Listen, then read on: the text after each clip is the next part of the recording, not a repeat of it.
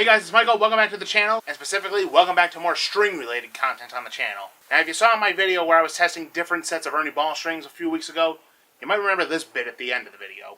This, however, won't be the end of my string experimentation, because if you remember the 7-gauge Zippy Slinkies, there's another brand that makes 7-gauge strings, and I'm definitely looking forward to a shootout between these two sets. Well, the day of that shootout has finally come, because today we're going to compare and contrast the Ernie Ball Zippy Slinkies and the Dunlop Reverend Billy Gibbon Signature Series 7-gauge super light strings. Two sets of super light gauge strings. Let's see how they stack up against each other. Now, from what I can remember, Dunlop was the first company to ever introduce 7-gauge super ultra light strings for ZZ Top's legendary Axeman Billy Gibbons. And after Dunlop released these strings, I suppose it was only a matter of time before other brands like Ernie Ball would join the party. The thing is, Ernie Ball is still relatively new to the party.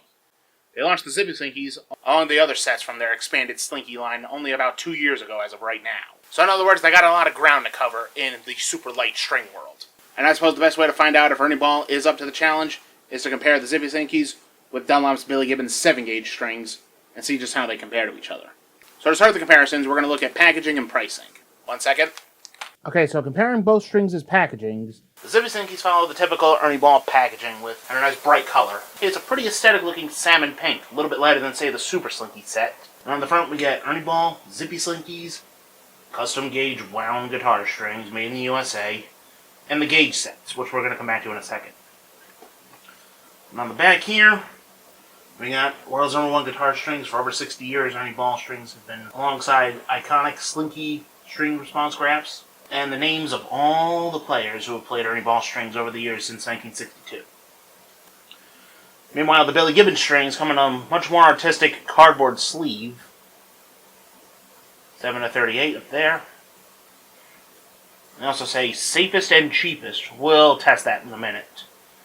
On the back here, Billy Gibbons String Labs series. Billy Gibbons' big fat Texas tone has been described as hot, blue, and righteous. Developed in collaboration with Billy himself, these strings complement that famous sound perfectly with a real punch that remains clear and articulate when he turns out his legendary leads and pinch harmonics. The end result is rich, smooth, and soulful, just like the old Reverend.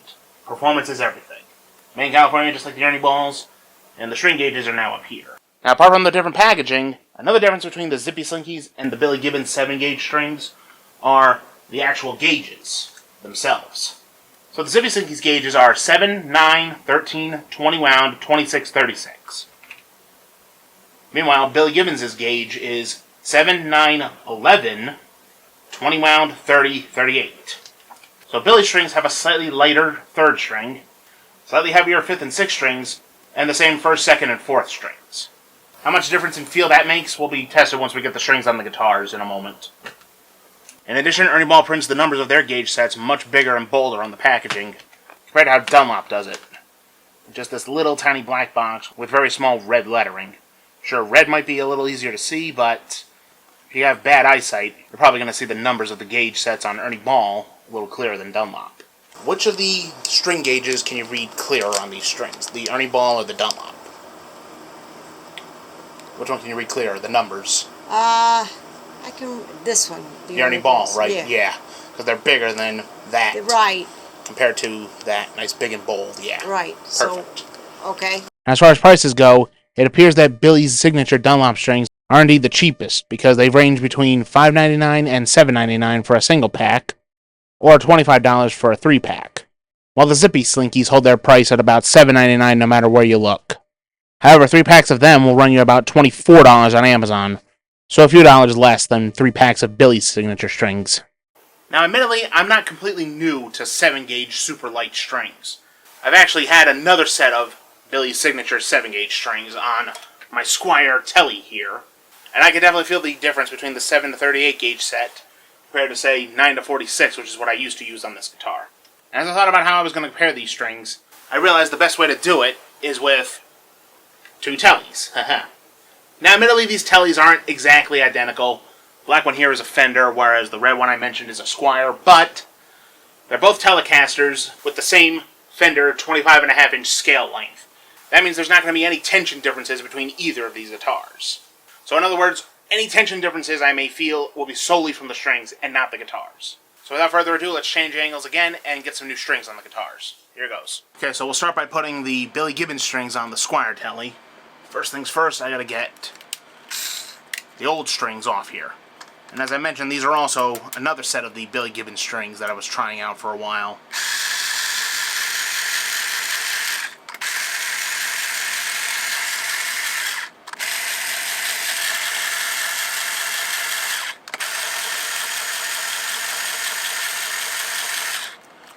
So Green Gadget, by the way, is the Ernie Ball Power Peg Pro USB-C model.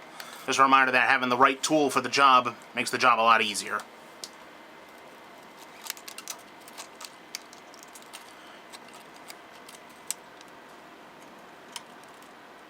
Ouch. By the way, for anyone curious, my red Tele here is just a Squier Affinity Series Tele. Pretty much all stock except for the black pickguard, which I replaced the original white one with, and a couple of stickers. One of them is actually a Hot Topic t-shirt sticker. Very professional. And if you saw on the pickguard, I have a number 13 on the lower horn of the pickguard. And I also replaced the bridge saddles with these Graftech graphite ones. Reason being is because this guitar strings not through the body like most Teles, but through the top of the bridge. And it originally came with enclosed bridge saddles like these, and that was always a challenge for me to feed the string through and then feed them through the bridge saddle. So since these saddles are open top, it's a lot easier to just de-string and re-string through them, as you'll see when we put the new strings on. Okay, with the old strings off, time to open the new ones. And the Dunlop strings open from the back like this, like most other Dunlop strings as well as Diodario's. And inside you'll find them sealed in a little plastic bag. It says, "Performance is everything."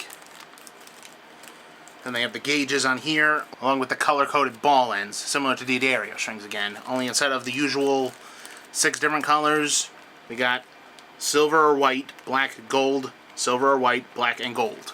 So 3 different colors per string, in other words. So first up, white or silver for the low string. And now you can see what I mean by these saddles are much easier to string on a top-loading bridge compared to the old enclosed ones. There we go. That's the first one. Next we need black. This one here. And if you saw what I did there, I actually put a little bend in the very end of the string. That way it's more likely to go up through the end of the bridge and over the saddle.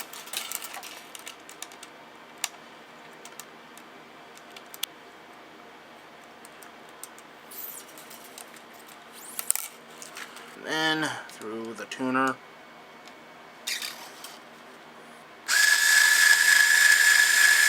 And again, having the right tool for the job makes the job a lot easier. Just make sure. And sometimes these strings do slip underneath the saddles as you're tuning them up. But it's okay, just muscle them back onto the saddle and then finish tuning them. Or finish tightening them, rather. So let me put the rest of the strings on and then I'll be back in a second again. Okay, I really hope you guys can hear this, but the G string on the red Tele, which is the Dunlop string, is actually set a full octave higher than usual. If I play an octave, listen.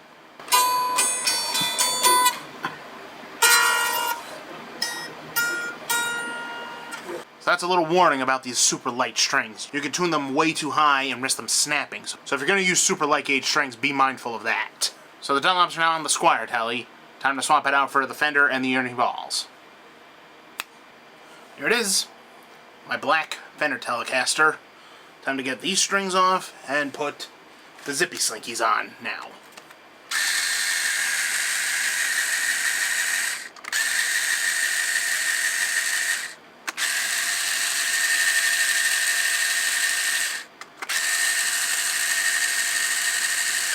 And if you're curious about my black Tele here, it's actually the discontinued Fender Deluxe Blackout Telecaster from the late 2000s, which is different because it has 3 pickups and a 5-way switch, wired up the exact same way as a Stratocaster. So you get all the classic Tele twang with the bonus in-between parallel sounds of a Stratocaster. And unlike the Squier, it does indeed string through the back like other Teles. So when we open up the Zippy Slinkies, we'll also see that, unlike the Dunlops, which are sealed in that bag, the Zippy Slinkies are effectively the same as any other pack of Ernie Ball strings, and that they're individually packaged in paper sleeves like this. So anyway, let's get these new strings on. Starting with the 36. 36, by the way, is usually the 5th string in the regular Slinkies, for example. So I'm very curious to see how this string feels tuned up to E instead of to A. Which, by the way, E is the 5th above A, in case you didn't know that. Alright. Maybe I'll just do these one at a time, just to make sure things go smoothly here.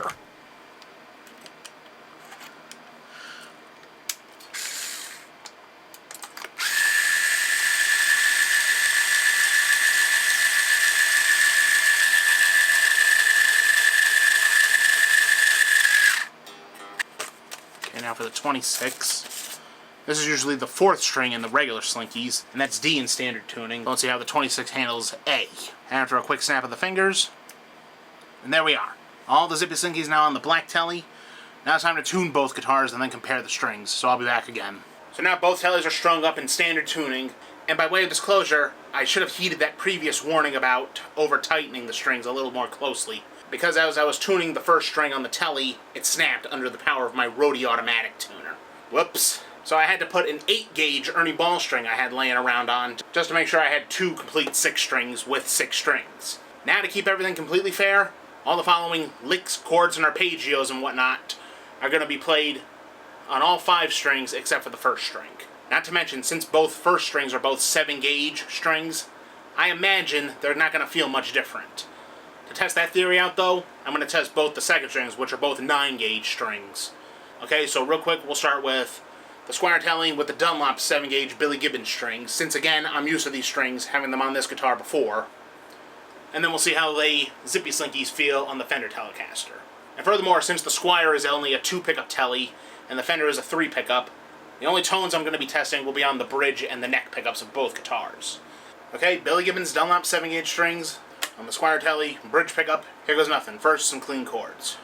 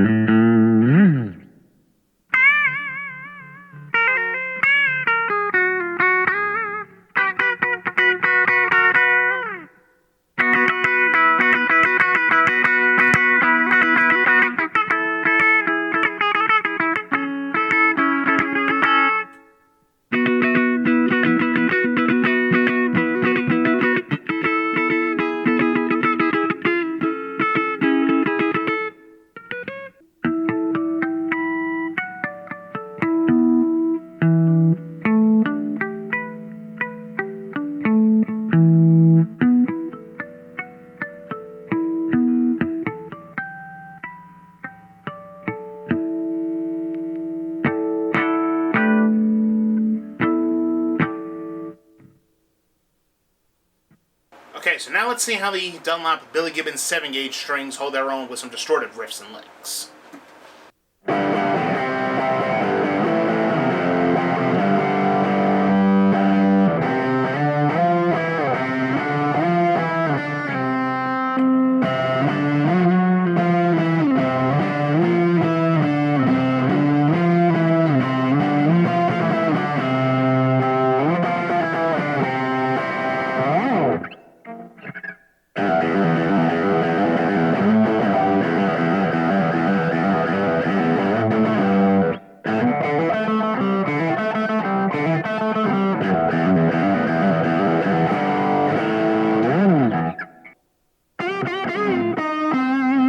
that was unexpected. Since I haven't played the Cars just what I needed solo in a while, definitely not on this guitar anyway, I actually overbent those first couple of notes. This is how they were supposed to sound. And I said this is how I sounded them the first time. Overbent. Okay, that's the correct pitch. And that was much higher than I planned, so...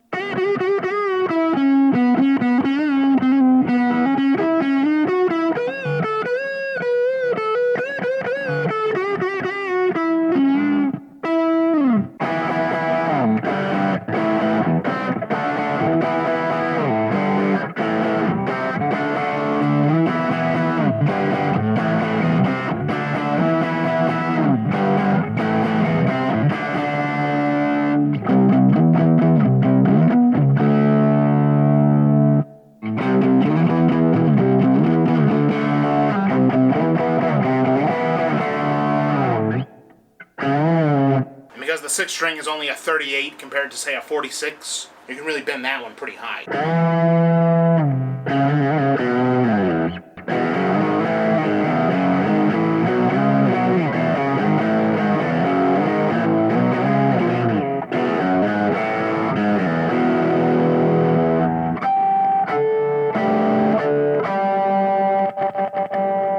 Okay, so now let's switch to the black Tele with the Zippy Slinkies and see how they compare. Okay, got the Fender with the Zippy Slinkies. Okay, first, the clean test on the Fender.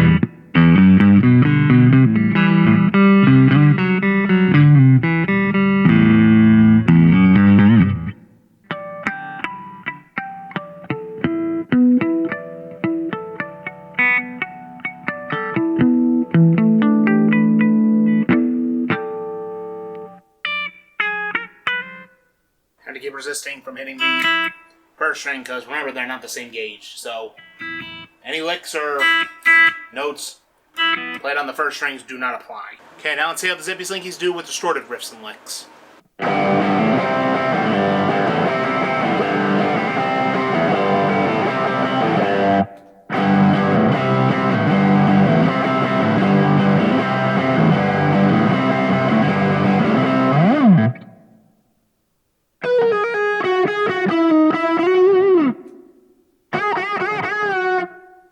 Again with the overbending, gotta be careful with that.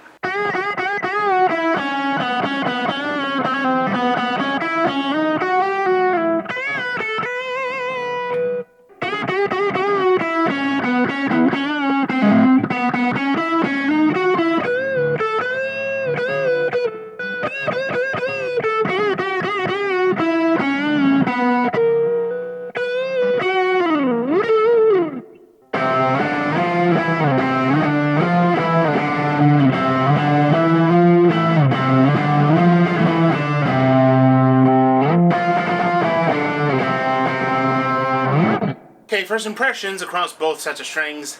Both are definitely much lighter than what I'm used to, especially with the wound strings. I'm pretty sure I could pull the 6th string, tuned to E, at least 2 steps higher to about F sharp. Maybe a little further to G sharp. I'm going to try that in a second, but first, I'm going to try some slide licks on both these guitars with both sets of strings.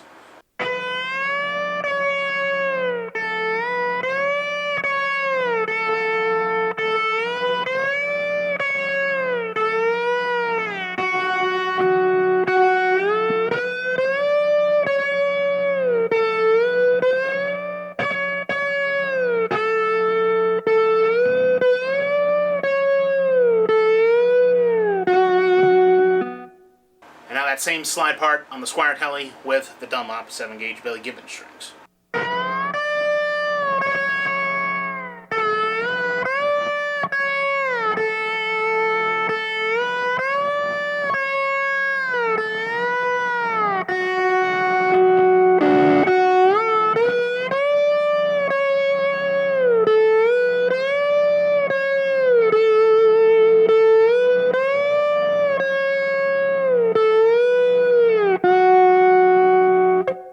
Okay, after trying slide licks on both guitars with both sets of strings, they both feel about the same, although admittedly, the second string which I used is the same gauge in both sets, 9-gauge. However, I think the Zippy Slinkies might sound a little bit clearer than the Dunlops, and that could be down to whatever alloy or string core Ernie Ball uses. But that could all just be in my head. Much like I think the 6th string in the Zippy Slinky might be a little bit lighter and easier to bend than the one here in the Dunlop strings. But let's figure out if that's all in my head or not right now. We're going to go to the ground floor with my tuner, and we're going to see just how far you can bend the 38-gauge 6th string on the Dunlops and the 36-gauge string in the Zippy Slinkies. So 1 second while I change angles. Alright, so we got my Polytune blacklight set up. Make sure we're in tune here. Yes, we are. E. Now, the 7th fret note on the 6th string is B in standard tuning. Let's see how far we can actually bend it up before my fingers start to hurt. 3, 2, 1. Whoa! Well past D sharp, looks like. For the fun of it, let's try the same note on the 2nd string, which is F sharp, just a little flat.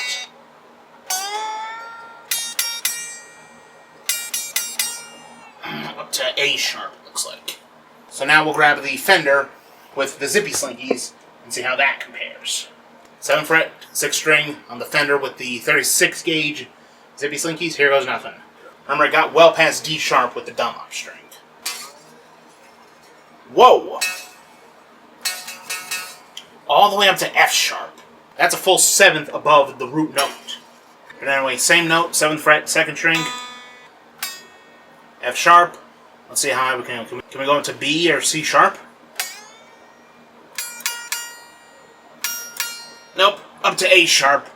Once again, just like with the Dunlop strings. Which confirms my theory that, yes, there isn't any difference between the 9-gauge strings in both sets. And most likely, no difference between the two 7-gauge strings in both sets. Okay, so let's change angles for the outro of the video now. Okay, so after comparing both sets between clean and distorted, chords and single notes, and even slide and bendability with the lowest strings, it's pretty clear that the Zippy Slinkies are the much lighter overall set. And that makes sense being that they have, you know, lighter gauge strings from the get-go. As far as sound goes, maybe the Ernie Balls are just a little bit clearer and brighter, but again, that could all just be in my head. Or make sure you listen with headphones for the best results. And if nothing else, both sets are good to have a little bit of fun with. So I would definitely recommend both these sets of strings for someone who wants to reduce the tension on their fingers, perhaps, or if you just want to try something else. As guitar players, we can't be afraid to try anything different. Anything outside our wheelhouse, if you will. So I hope you guys liked the video, or at least found it entertaining. Make sure you like, comment, subscribe, and turn on your notifications. And on the note of subscribe and turn on your notifications, the channel's closing in on 500 subscribers. So if you want to be part of the sub club, now's the time to do it. Make sure you click that subscribe button down there. And I'll see you guys next time. Until then, rock on.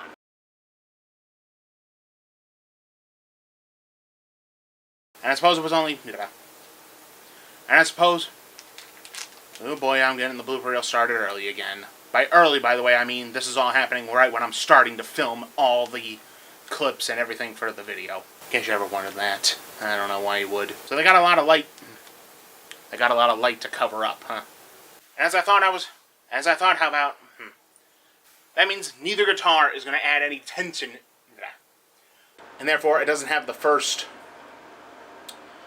I'm all over the place today. I'm sorry, guys. If I put one of these down, now my brain clicks on. Because, not to mention, make sure you listen with headphones for the best slightly heavier 5th and 4th strings. Oh dear. Slightly heavier 5th. Hope I can tear this open. I might need a scissor. Yeah, I'm gonna need a scissor. I guess I'm a weakling. Oops. Crud. Might have to get a new tripod soon. Look at this.